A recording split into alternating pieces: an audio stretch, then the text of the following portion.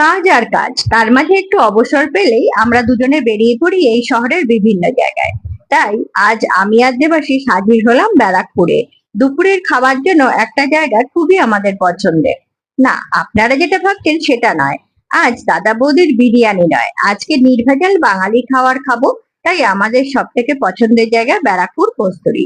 দাদা বৌদি রেস্টুরেন্টকে পেছনে রেখে ওই পথে একটু এগোলে দোতলাতে রয়েছে বাঙালি খাবারের জন্য বিখ্যাত কস্তুরীর ব্যারাকপুর আউটলেট। আমরা টেবিলে বসতেই প্রথমে ওনারা দিয়ে গেলেন একটি জলের বোতল। আশপাশটা বেশ সুন্দর করে সাজানো, বসার চেয়ার যেমন রয়েছে তেমনি আবার সোফাও রয়েছে। বসার ব্যবস্থা বেশ আরামদায়ক। ভেতরে হালকা এসি চলছে, পরিষ্কার পরিচ্ছন্ন। আমাদের খাবার পরিবেশনের জন্য ওনারা কাঁসার থালা, বাটি, গ্লাস দিয়ে গেলেন।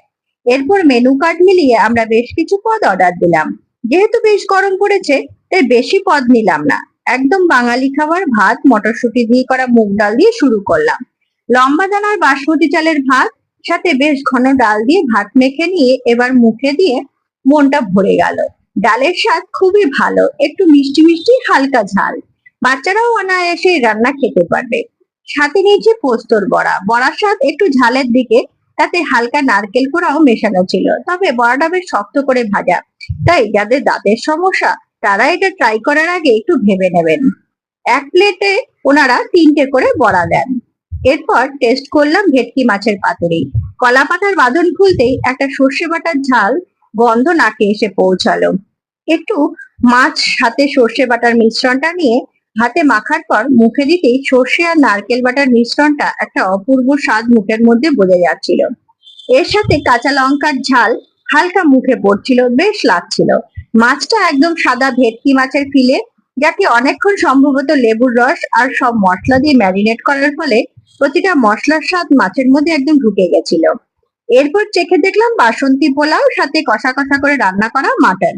বাসন্তী পোলাও বেশ মিষ্টি মিষ্টি ঝুরঝুরে বাসমতি চালের তৈরি, সাথে প্রচুর ড্রাই ফ্রুটস দেওয়া, আর সঙ্গে হালকা ঝাল ঝাল মাটন। একদম নরম মাংস, কোনো মশলার উগ্রতা নেই, কিন্তু প্রতিটা মশলার স্বাদ বোঝা যাচ্ছে। গরম গরম নরম নরম মাটন খেয়ে একদম মন খুশ হয়ে গেল।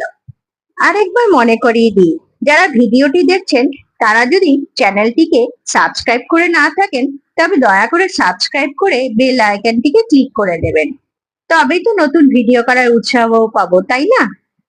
সব শেষে নিলাম মিষ্টি দই আর গরম গরম গোলাপ জামুন। মিষ্টি দইতে মিষ্টি একদম ঠিকঠাক, আর ধোয়া ওঠা গোলাপ জামুন মুখে দিলেই যেন মিলিয়ে যাচ্ছে। একদম মধুরেণ সমাপয়। আমাদের বিল হয়েছে 1579।